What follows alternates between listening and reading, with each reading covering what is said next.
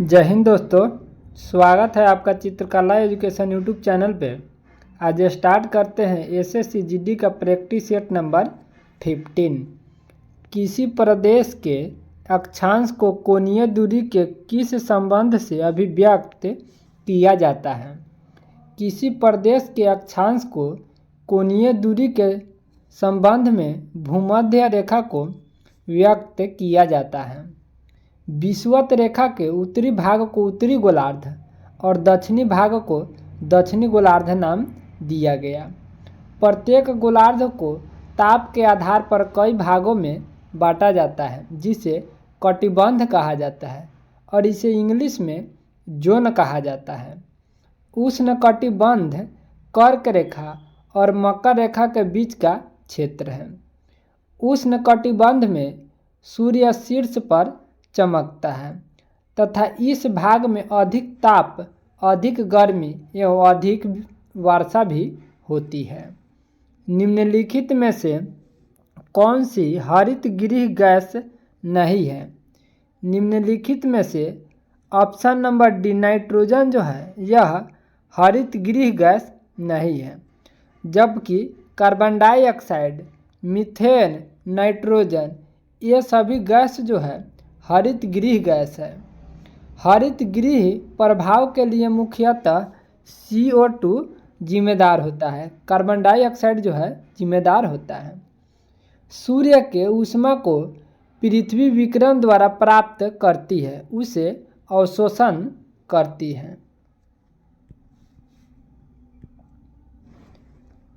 इन सम्राटों में से कौन अंतिम दिनों में अपने पुत्र का बंदी था। शाहजहां अपने अंतिम दिनों में अपने पुत्र का बंदी था तथा मयूर सिंहासन का निर्माण जो है शाहजहां ने करवाया था। मयूर सिंहासन का निर्माण किसने करवाया था? मयूर सिंहासन का निर्माण शाहजहां ने करवाया था तथा इसके शासनकाल को मध्यकालीन भारत में स्थापत्य कला का स्वर्ण युग भी कहा जाता है। इन्होंने शाहजहानाबाद नगर को बसाया तथा औरंगजेब ने शाहजहां को आगरा के किले में कैद करके रखा था तथा शाहजहां की मृत्यु जो है 1666 ईस्वी में हो गई।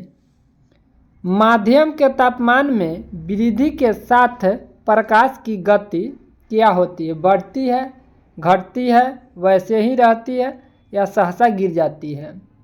माध्यम के तापमान में वृद्धि के साथ प्रकाश की गति जो है वह बढ़ती है तथा प्रकाश एक प्रकार की ऊर्जा है जो विद्युत चुंबकीय तरंगों के रूप में संचारित होती है। इसका ज्ञान हमें आँखों द्वारा प्राप्त होता है। प्रकाश के वेग की गणना सबसे पहले रोमर ने की थी। वायु तथा निर्वात में प्रकाश की चाल सबसे अधिक होती है। वायु तथा निर्वात में प्रकाश की चाल जो है वह 3 × 10⁸ मीटर प्रति सेकेंड होता है।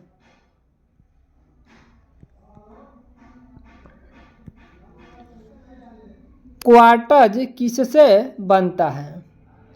क्वार्ट्ज जो है सिलिकॉन डाइऑक्साइड से बनता है तथा क्वार्ट्ज का उपयोग जो है घड़ी, यंत्र आदि बनाने में किया जाता है। क्वार्ट्ज का रासायनिक सूत्र जो है वह SiO2 होता है। यह प्रकृति में पाया जाने वाला बहुतायत मात्रा का खनिज है जो सिलिकॉन डाइऑक्साइड से बनता है। बात की जाए कैल्शियम सिलिकेट की, तो कैल्शियम सिलिकेट का सूत्र जो है वह Ca2O4Si है। सोडियम सल्फेट एक सरल अकार्बनिक यौगिक है तथा बात की जाए सोडियम सल्फेट की, तो सोडियम सल्फेट का रासायनिक सूत्र जो है वह Na2SO4 होता है। तारपा नृत्य ... एक लोक नृत्य है। तारपा नृत्य जो है वह दादर एवं नगर हवेली की लोक नृत्य है। तारपा नृत्य एक आदिवासी नृत्य है। तारपा नृत्य दादर एवं नगर हवेली के बरली, कोकना और कोली जनजातियों द्वारा मनाया जाता है। ऋग्वेद में कितने मंडल हैं? ऋग्वेद में 10 मंडल हैं तथा ऋग्वेद के 10वें मंडल में पुरुष सूक्त का वर्णन है। ऋग्वेद के तीसरे मंडल की बात करें तो ऋग्वेद के तीसरे मंडल में गायत्री मंत्र का उल्लेख है। ऋग्वेद में कुल 1028 सूक्त है तथा ऋग्वेद विश्व की प्राचीनतम धार्मिक पुस्तक है। मगध राज्य का उत्कर्ष कब से माना जाता है? मगध राज्य का उत्कर्ष जो है 6ठी शताब्दी ईसा पूर्व से माना जाता है तथा 6ठी शताब्दी ईसा पूर्व में 16 महाजनपद का उल्लेख मिलता है। बौद्ध साहित्य अंगुत्तर निकाय और जैन साहित्य भागवती सूत्र में 16 महाजनपद का उल्लेख मिलता है। अंगुत्तर निकाय जो है सबसे अधिक प्रमाणित माना जाता है। मगध के उत्थान में हर्यक वंश, शिशुनाग वंश, नंद वंश और मौर्य वंश का योगदान है। मगध शब्द का प्रयोग सर्वप्रथम अथर्ववेद में हुआ था तथा मगध महाजनपद की प्रारंभिक राजधानी की बात करें तो मगध महाजनपद की प्रारंभिक राजधानी गिरिब्रज था और मगध महाजनपद के प्रथम ऐतिहासिक शासक जो था वह बिंबिसार थे। अवमूल्य का प्रमुख लक्ष्य होता है। अवमूल्य का प्रमुख लक्ष्य जो है वह निर्यात को बढ़ावा देना होता है तथा अवमूल्य का अर्थ है कि सरकार द्वारा अपने देश के मुद्रा को विदेशी मुद्रा के संदर्भ में कम करना। भारत में अब तक 3 बार मुद्रा का अवमूल्य हो चुका है। वर्ष 1949 में, वर्ष 1966 में, वर्ष 1991 में। अंग्रेजी के प्रसिद्ध कालजयी उपन्यास प्राइड एंड प्रिजुडिस के लेखक निम्नलिखित में से कौन है? अंग्रेजी के प्रसिद्ध कालजयी उपन्यास प्राइड एंड प्रिजुडिस के जो लेखक है वह जेन ऑस्टेन है तथा जेन ऑस्टेन का जन्म जो है 1775 ईस्वी में इंग्लैंड में हुआ था। अगर बात की जाए D.H. लॉरेंस का तो D.H. लॉरेंस एक अंग्रेजी उपन्यासकार, कवि, नाटककार, निबंधकार और चित्रकार थे। इंटर सर्विसेज इंटेलिजेंस कहाँ की गुप्तचर संस्थान है? इंटर सर्विसेज इंटेलिजेंस जो है यह पाकिस्तान की गुप्तचर संस्था है। अगर बात की जाए भारत की प्रमुख गुप्तचर एवं जांच एजेंसी की तो इंटेलिजेंस ब्यूरो है जिसे शॉर्ट में IB कहा जाता है तथा राष्ट्रीय जांच एजेंसी है जिसे NIA शॉर्ट में कहा जाता है और दूसरा जो है वह केंद्रीय जांच ब्यूरो है जिसे CBI कहा जाता है। प्रवर्तन निदेशक जिसे ED कहा जाता है। ये सभी जो है भारत के प्रमुख गुप्तचर एवं जांच एजेंसी है। बात की जाए मोसाद का तो मोसाद जो है वह इजराइल की गुप्तचर एजेंसी है तथा कनाडा का गुप्तचर एजेंसी की बात करें तो कनाडा का गुप्तचर एजेंसी जो है वह सिक्योरिटी इंटेलिजेंस सर्विस है। तास कहाँ की न्यूज एजेंसी है? तास जो है यह रूस की एजेंसी है। Samachar Bharati, Univarta press trust of India आदि भारत की न्यूज एजेंसी है। तथा यूपीपी की बात करें तो यूपीपी जो है वह पाकिस्तान की न्यूज एजेंसी है। सिन्हुआ की बात करें तो सिन्हुआ जो है वह चीन की प्रेस एजेंसी है। मानचित्र बनाने की कला और विज्ञान को क्या कहा जाता है? मानचित्र बनाने की कला और विज्ञान को मानचित्र कला कहा जाता है। बात की जाए कार्टोग्राफी की तो कार्टोग्राफी जो है वह नक्शा बनाने के कला और विज्ञान की कला को कहा जाता है।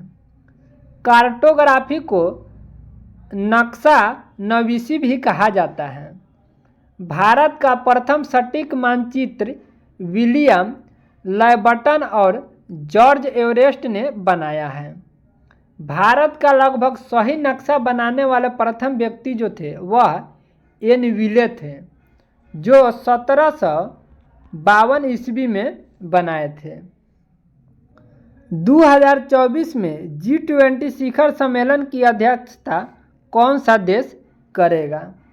2024 में G20 शिखर सम्मेलन की अध्यक्षता जो है वह ब्राज़ील देश करेगा। और 2023 में G20 की अध्यक्षता जो था वह भारत देश ने किया था। 2023 में प्रतिष्ठित लोकमान्य तिलक पुरस्कार से किसे सम्मानित किया गया? 2023 में प्रतिष्ठित लोकमान्य तिलक पुरस्कार से नरेंद्र मोदी को सम्मानित किया गया।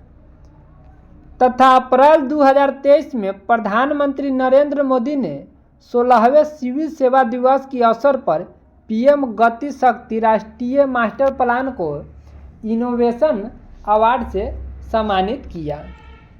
बात की जाए पापुआ न्यू गिनी की तो पापुआ न्यू गिनी के सर्वोच्च नागरिक पुरस्कार ऑर्डर ऑफ लोगोहू से नरेंद्र मोदी को मई 2023 में सम्मानित किया गया। हाल ही में तिब्बती आध्यात्मिक गुरु दलाई लामा और भारतीय अभिनेता सत्यजीत रे को रमन मैग्सेसे पुरस्कार 2023 से सम्मानित किया गया। और बात की जाए द्रौपदी मुर्मू की तो द्रौपदी मुर्मू को सूरीनाम का सर्वोच्च नागरिक पुरस्कार grand honour of the chain of the yellow star से सम्मानित होने वाले पहले भारतीय बन गई है। वर्तमान में महाराष्ट्र के मुख्यमंत्री कौन है? वर्तमान में महाराष्ट्र के मुख्यमंत्री एकनाथ शिंदे हैं। तथा कर्नाटक के नए मुख्यमंत्री जो है वह कर्नाटक के नए मुख्यमंत्री सिद्धारमैया हैं। हाल ही में कोनराड संगमा ने दूसरे कार्यकाल के लिए मेघालय के मुख्यमंत्री के रूप में शपथ ग्रहण किए। हाल ही में टीएस सिंहदेव छत्तीसगढ़ के उप मुख्यमंत्री के रूप में शपथ ग्रहण किए हैं। लाल बहादुर शास्त्री एकेडमी निम्नलिखित स्थान पर स्थित है। लाल बहादुर शास्त्री एकेडमी जो है यह मंसूरी में स्थित है। देहरादून की बात करें तो देहरादून में अवस्थित है भारतीय सर्वेक्षण विभाग, भारतीय पेट्रोलियम संस्थान और केंद्रीय वन अनुसंधान संस्थान है। तथा नागपुर में अवस्थित जो है केंद्रीय पर्यावरण इंजीनियरिंग अनुसंधान संस्थान है। हैदराबाद में डीएनए फिंगर प्रिंटिंग प्रेस एवं राष्ट्रीय ग्रामीण विकास संस्थान है। भारत की सबसे बड़ी सॉफ्टवेयर कंपनी है। भारत की सबसे बड़ी सॉफ्टवेयर कंपनी जो है वह टीसीएस है। तथा टीसीएस का फुल नाम जो है वह टाटा कंसल्टेंसी सर्विसेज है। इसकी स्थापना 1 अप्रैल 1968 को टाटा ग्रुप के द्वारा की गई थी। तथा JRD टाटा इनके पहले चेयरमैन थे। बात की जाए इन्फोसिस की तो इन्फोसिस को 7 जुलाई 1981 में पुणे महाराष्ट्र में 7 इंजीनियरों ने मिलकर शुरू की थी। अब इसका मुख्यालय जो है बेंगलुरु में स्थित है। डॉक्टर भीमराव अंबेडकर ने किसे संविधान की आत्मा कहा? डॉक्टर भीमराव अंबेडकर ने संवैधानिक उपचारों का अधिकार को संविधान की आत्मा कहा तथा अनुच्छेद 32 को संवैधानिक उपचार से संबंधित है। इसमें 5 प्रकार की उपचारों का वर्णन है: बंदी प्रत्यक्षीकरण, परमादेश, प्रतिषेध लेख, उत्प्रेषण अधिकार, पृच्छ लेख। मूल कर्तव्यों की संख्या जो है वह 11 है तथा संविधान संशोधन अनुच्छेद 368 से संबंधित है। संपूर्ण भारत को प्रशासन की दृष्टि से 5 भागों में विभाजित किया गया। इसकी बैठक की अध्यक्षता कौन करते हैं? संपूर्ण भारत को प्रशासनिक की दृष्टि से 5 भागों में विभाजित किया गया तथा इसकी बैठक की अध्यक्षता जो है वह गृह मंत्री करते हैं। भारत में 5 क्षेत्रीय परिषद की स्थापना 1956 में राज्य पुनर्गठन अधिनियम के अंतर्गत किया गया। वह 5 क्षेत्रीय परिषद है: उत्तरी क्षेत्रीय परिषद, मध्य क्षेत्रीय परिषद, पूर्वी क्षेत्रीय परिषद, पश्चिमी क्षेत्रीय परिषद तथा दक्षिणी क्षेत्रीय परिषद है। दोस्तों, आपसे विनती है कि वीडियो को लाइक, शेयर तथा चैनल को सब्सक्राइब कर लीजिए ताकि जब भी वीडियो अपलोड किया जाए तो सबसे पहले आपको वीडियो प्राप्त हो। जय हिंद, जय भारत।